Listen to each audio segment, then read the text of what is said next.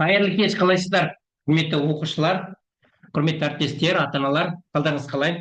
Бүгін бізде кезекті сабағымыз, сіздермен бастайтын боламыз.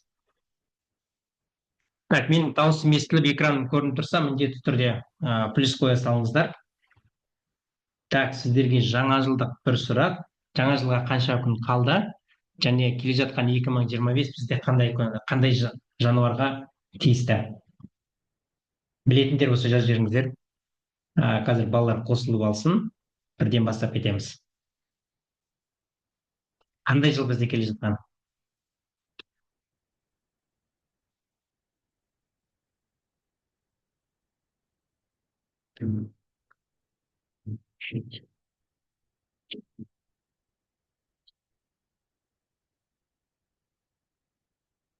Жақсы. Дұрыс айтасыздар, иә. Бүгін біз енді 18-ші сабақпен жұмыс жасаймыз. Жылан жыл екені түсінікті, 2021-дің, иә? 2025. Жақсы, біз алдыңғы сабақтағы берілген үй жұмысын бірінші жасап тастайық.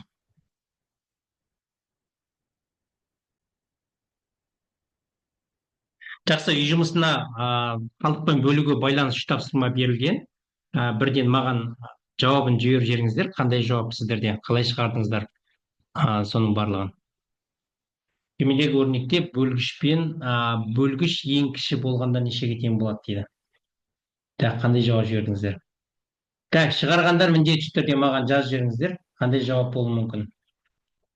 Бөлгіш ең кіші болғанда қаншаға тең?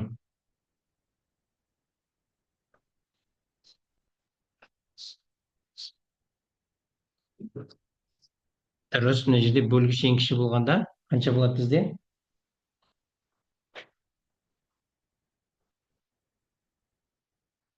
Дұрыс, мына жерде бізде 6 болу керек, иә? Кімде 6 дұрыс? Бұл жерде енді бөліндінің мәні қаншаға тең болады деген сұрақ емес. Бұл жерде 6-ға бөлетін болсақ, кез келген сан 5 қалдық қалады. Біз қалдықтан пайдаланамыз мұны. Жақсы. Бұл енді бәрімізде дұрыс шығар, иә? Қатты бір күрделі тапсырма емес. Бұл жерде бастапқы санды кез келген сан ретінде алуға болады. Бөліндісі қалдығы 5-ке тең болатындай. Бірақ бұл жерде бөлгіштің мәні 6 болады, иә. Жақсы, кетті келесі. Бөлінгіш, бөлінді үшеуінің қосындысы 55, бөліндінің мәні 7-ге тең болса, онда бөлгіш пен бөлінгіш нешеге тең болады дейді. Қалай шығарамыз?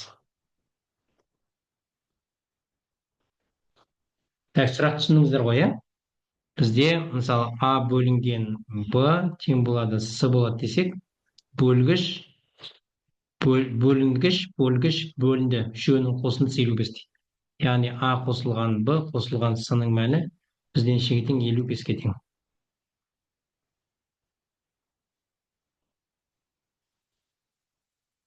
Бізге сұрақ қойып жатыр енді. Егер бөліндінің мәні 7-ге тең екені белгілі болса дейді, онда бөлгіш пен бөліндінің мәні нешеге тең? Онда қараңыз, ең бірінші не істеуіміз керек? Мынаның мәні 7 екені белгілі. Онда біз А мен Б-ның қосындысын тауып алуымыз керек. Онда 55-тен жай ғана 7-ні азайтып тастаймыз. Нешеге тең болады? 48-ге тең болады, иә? Онда А мен Б-ның қосындысы 48. Болды, бірінші тауып алғанымыз осы. Ары қарай не істейміз? Бізге жеке-жеке тап деп тұр, иә? Қандай болуы мүмкін? Ой, жақсы, тамаша. Жіберіп жатқан балалар бар бізде. Енді жай ғана арифметикалық тәсілмен немесе теңдеумен шығарсақ болады. Мысалы, мен А мен Б деп алатын болсам, егер мына бөліндінің мәні 7-ге тең болады деген сөз, онда А-ның мәні Б-ның мәнінен 7 есе артық деген сөз, иә? Онда қарайық, онда Б-ның мәні мен 1 кесінді ретінде қарастырсам, мына менде 7 кесінді болады, 7 есе артық бізде. Ал мына екеуінің қосындысы менде 48-ге тең болып тұр. Онда біз 48-ді бөлеміз, нешеге бөліп тастаймыз? Бөлеміз 7 қосылған 1-ге, иә? Бір бөліндінің, бір кесіндінің мәнін табу үшін бізге. Онда мынау 8 болады, мынау 6-ға тең болады. Онда әрбір бөліктің мәні менде 6-ға тең. Мынау әрқайсысы 6-ға тең. 6, 6, 6, 6-ға тең. Енді қарайық, мынау бізде Б-ның мәні болады. Ал А-ның мәнін табу үшін 6-ны 7-ге көбейтеміз. 42, бұл бізде А-ның мәні болды. Дұрыс шықты. Яғни 42-ні 6-ға бөлеміз, бізде 7-ге тең. Ал үшеуінің қосындысы бізде нешеге тең? 55-ге тең. Енді теңдеу арқылы да шығара салуға болады. Мына бізде біріншісі арифметикалық тәсіл. екінші бірден теңдеу құрастыруға болады. Мынау а мен б ның мәні, онда а ның мәнін табу үшін жеті есе үлкен болады деп тұр ғой. Онда b ның мәні біз 1х деп алатын болсақ, мына бізде 7х, мына екеуінің қосындысы менде нешеге тең? 48-ге тең. Жай қарапайым теңдеу. 7 көбейтілген х қосылған 1х тең болады 48-ге. 7х-ке 1х-ті қосамыз, 8х тең болады 48. Онда х-тің мәні тең болады 6-ға тең. Х-тің мәні 6-ға тең болатын болса, 6-ны 7-ге көбейтеміз, 42. Бұл бізде ненің мәні? Мына бізде b-ның мәні, мына бізде а-ның мәні. Болды, шықты. Бізге табу керек осы. Түсінікті ма сіздерге? Бұл екінші тапсырма үй жұмысына берілген. Түсінікті болса плюс қоя салыңыздар міндетті түрде. Жақсы, кеттік онда. Келесі. Номер 3. Төмендегі өрнекте бөліндінің мәні бөлінді мәні мен қалдық бірдей болса, бөліндінің мәні мен қалдық бірдей болса, түсініп отырсыздар ғой, иә? Бөліндінің мәні мен қалдық бірдей болса, онда бөлінгіш ең кіші болғанда қаншаға тең болады деген сұрақ. Ең кіші болғанда қаншаға тең? Үшінші тапсырма бізде.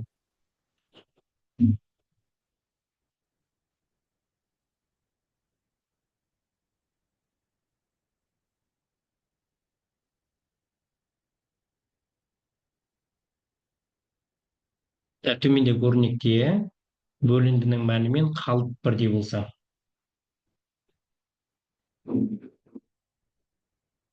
Бөліндінің мәні дегеніміз мына 4 қой, ал қалдықта 4-ке тең болып тұр, иә, біз онда қалдықта 4-ке тең. Мына 10 болатын болса, 10 қалдық қалады.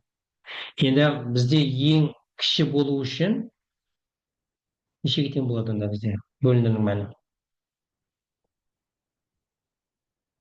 Дұрыс, әрине, иә, 4 қалдық қалғандықтан мынаның мәнін біз 5 деп аламыз, дұрыс қой. Өйткені 5-ке бөлгенде ең үлкен болғанда 4 қалдық қалады, иә. Ал мынау бізде 9-ға тең болады. Онда бірінші жағдай бойынша қарайтын болсақ, біз 5-ке 4-ті көбейтеміз, қосамыз 4-ті. Онда бізде 20, 24. Мынау бізде 24-ке тең. Бірінші санымыз 24. Кімде 24 шықты? Дұрыс. Так, екінші санда бізде.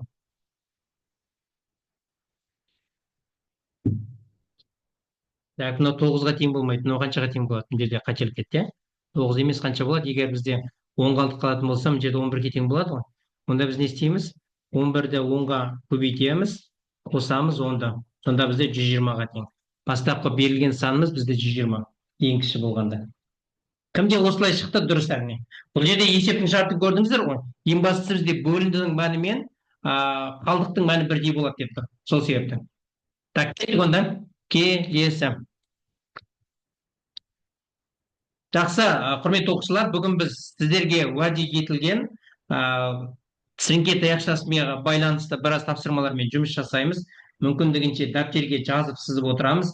Егер жаңадан қосылып жатқан әріптестер, оқушылар бар болса, міндетті түрде каналға тіркеліп алыңыздар және осы сабаққа тікелей эфирге лайк басып кетуді ұмытпаңыздар.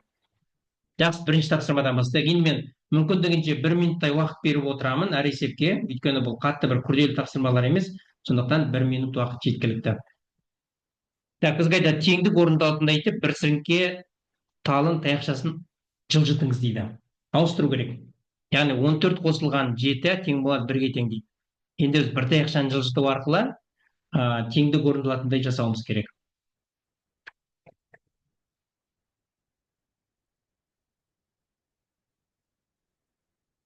Бір таяқшаны жылжыту арқылы.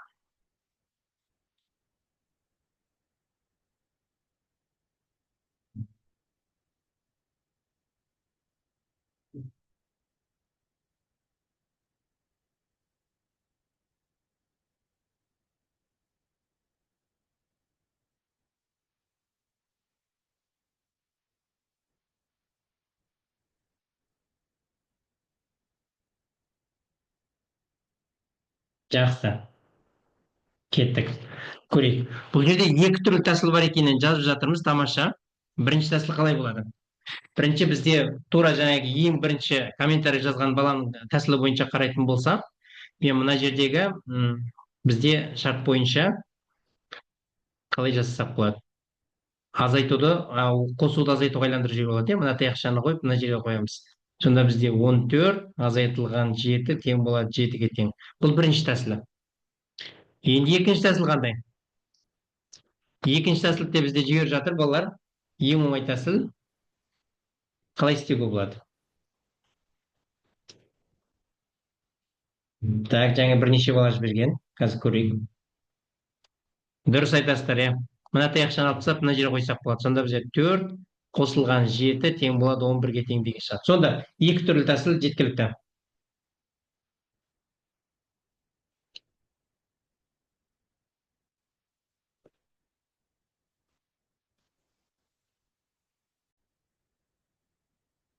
Жақсы, құрметті оқушылар, онда біз келесі ары қарай жалғастырамыз. Келесі тапсырма бойынша. Мынау түсінікті ғой, иә, барлығыңызға.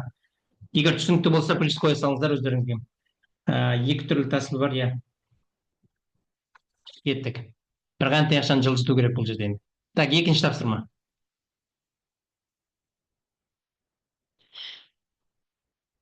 1 минут уақыт беремін. Теңдік орындалатын етіп бір сіріңке таяқшасын жылжытыңыз деп. Бұл жерде де тура солай. Бір таяқшаны жылжыту керек. Bir қосылған 2 тең болады 1. Бұл дұрыс емес. Көрдіңіздер ғой, иә? Рим цифрымен жазып тұр. 1-ге 1-ді қоссақ 2, 2-ге 2-ні қоссақ 4, бізге 1-ге тең болады деп тұр. Қалай шығарамыз және қандай жауап болуы мүмкін? Bir ғана таяқшаны жылжытамыз.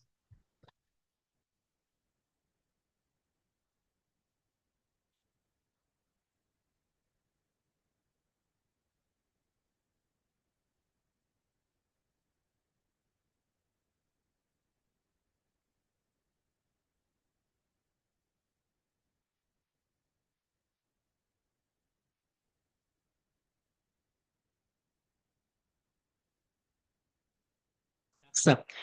Бірінші тәсіл дұрыс, яғни көбіміз дұрыс шығарып жатырмыз. Бұл жерде мынау таяқшаны аламыз.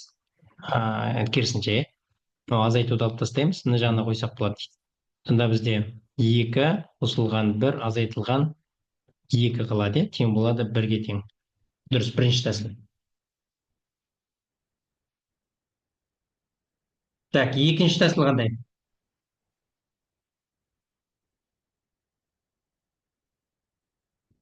Дұрыс, жай ғана мына жерін өзгертсек болады. Тура осыған керісінше алып, айырманы мен басқа түспен жазайын, сіздерге түсінікті болсын. Мына таяқшаны аламыз, екінші жерге қоямыз. Сонда бізде 1 қосылған 2 азайтылған 2 тең болады 1 шығады. Екінші тәсілмен. Так, үшінші тәсіл қандай? Тағы да бір тәсіл бар бізде.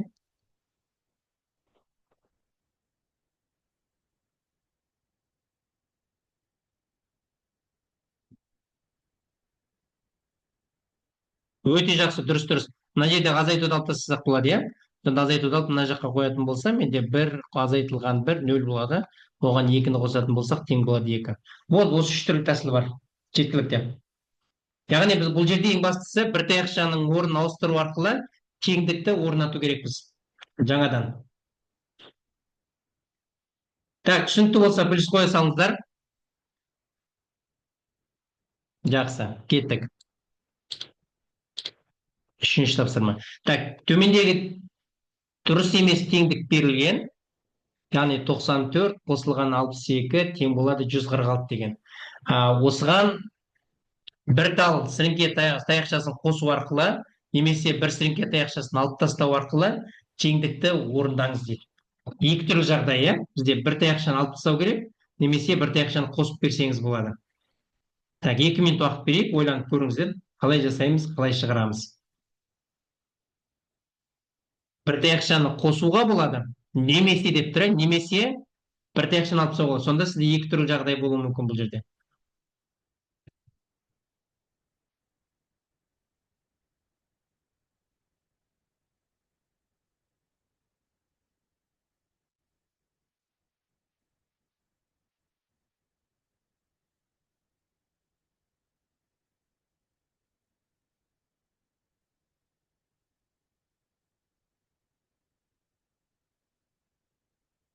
Таяқшаны қосып беруге болады сырттан, немесе бір таяқшаны алып тастау. Бұл жерде жылжыту деген жоқ. Қосасыз, немесе алып тастайсыз.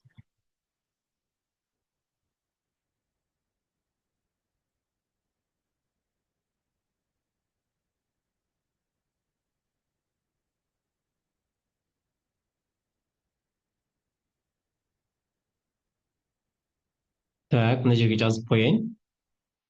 Так, бірінші жағдай бізде бір таяқшаны қосып беру, иә. Так, бір таяқшаны қосамыз деп жазып қояйын. Так, екіншіде бізде бір таяқшаны алып тастаймыз. Екі жағдайды көрейік. Так, біріншісінде бізде бірінші жағдайда бір таяқша қосамыз, сонда теңдік орындалу керек. Қай жеріне қосамыз? Яғни біз сырттан алып келеміз, иә, таяқшаны.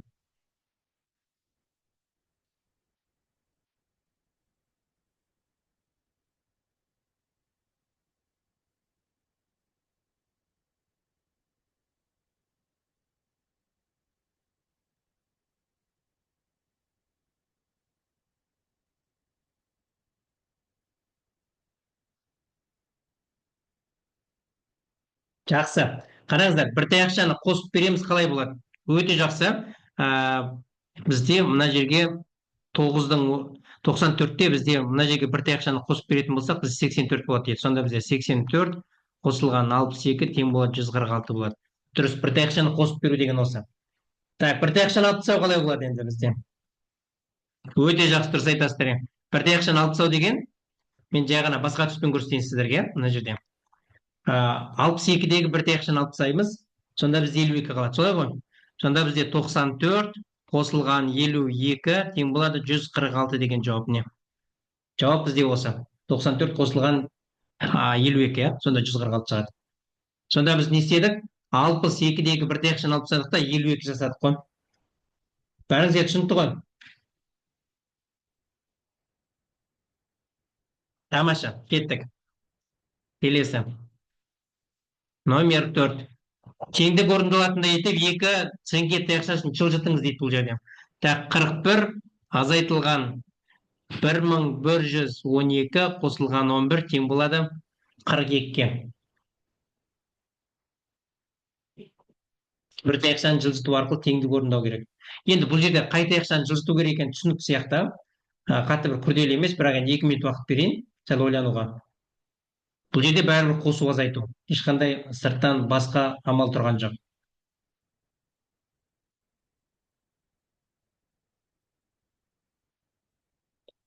Так, 41 азайтылған 1112 қосылған 11 тең болады 42-ке. Так, бізге бір таяқшаны жылжыту керек. Екі таяқша жылжыту керек, балалар. Екі таяқша.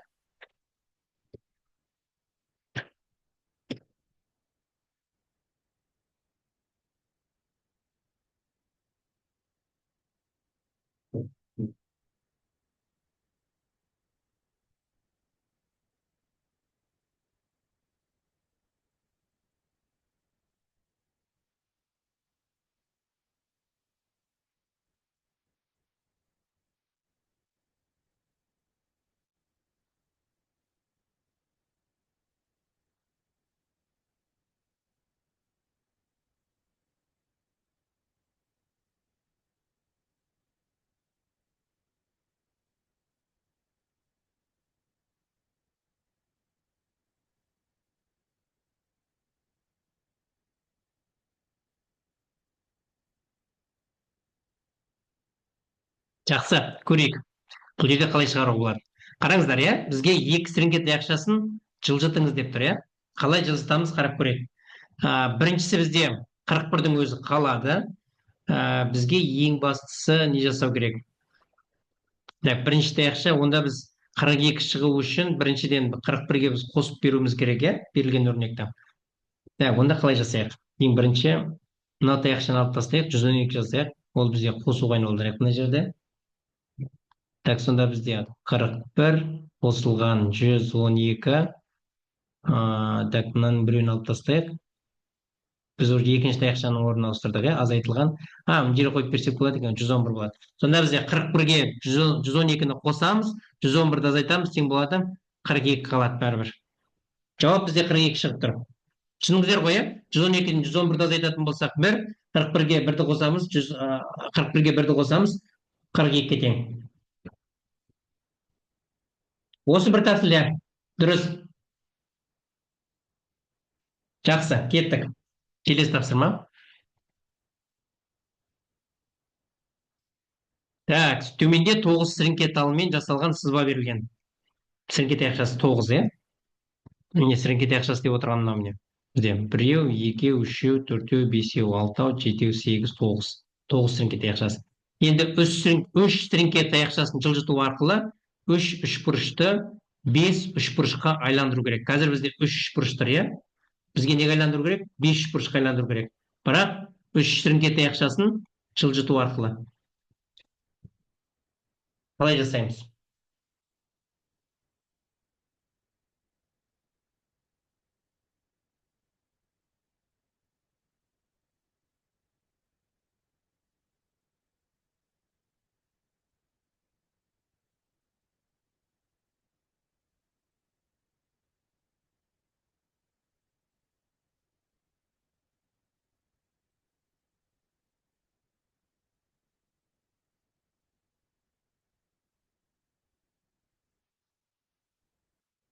Давайте 2 минут уақыт берейін. Өздеріңіз көріңіздер. Қалай шығаруға болады.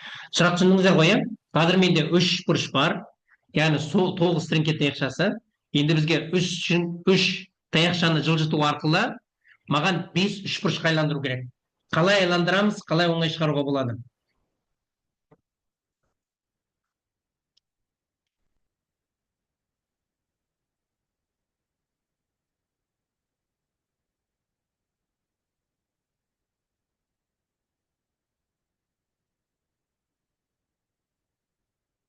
Үш сіріңке таяқшасын жылжыту арқылы. Түсініп отырсыздар ғой, иә? Үш сіріңке таяқшасын алып тастау емес, қосу емес, жылжытамыз. Яғни бір жерден алып екінші жерге қоюымыз керек.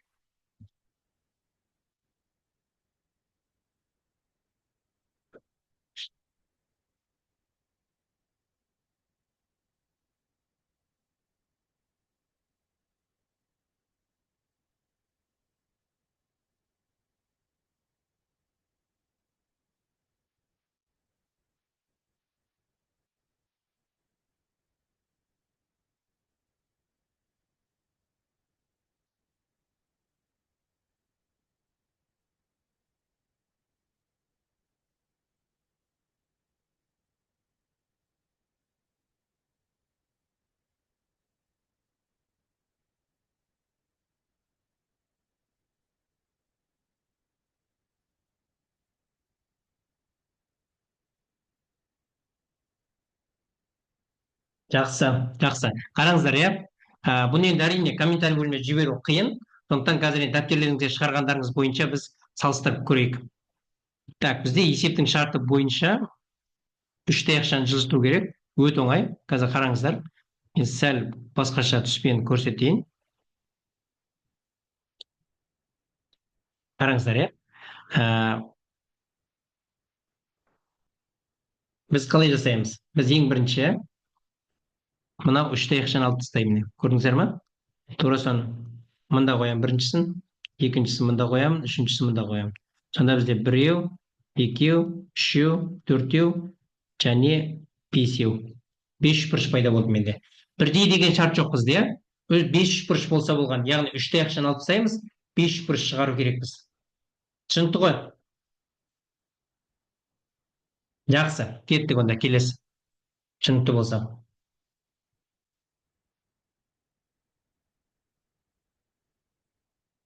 Келесін көрейік. Қалдыңыз.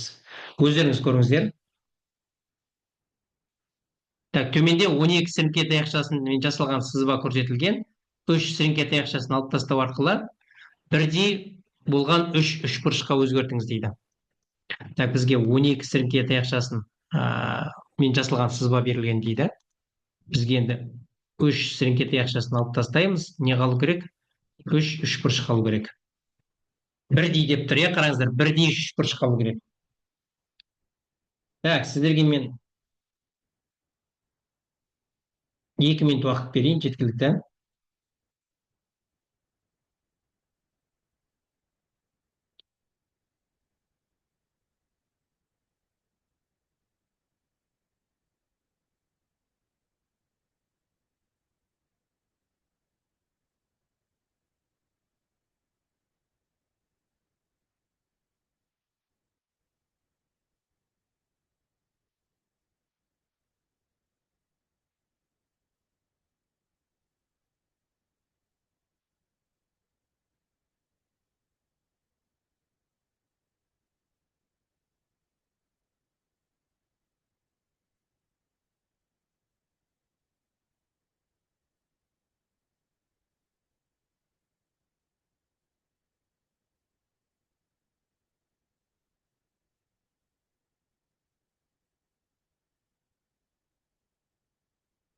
Так, дәптерге шығарып көріңіздер.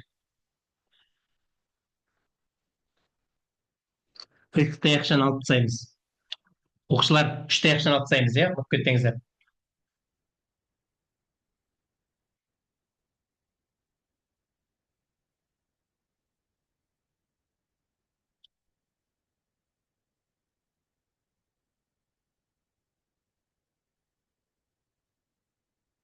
Жақсы, қараңыздар. Қай жерде үшеуін алып тастаймыз? Так, бір таяқша, екі таяқша, үш таяқшаны алып тастаймыз. Сонда бізде бірінші үшбұрыш, екінші, үшінші үшбұрыш қалады. Болды. Бәріңізде солай болу керек, иә? Жақсы, құрметті оқушылар, бүгінгі сабағымыз осы араға дейін болсын. Міндетті түрде қандай да бір сұрақтарыңыз болса, комментарий бөліміне жазыңыздар. Келесі сабақта кездескенше ертең бізде 19-шы, сосын сенбі күні кеште 20-шы сабағымыз болады. Жақсы, сау болыңыздар. Үй жұмысты қазір 10-15 минуттан кейін мен жіберемін.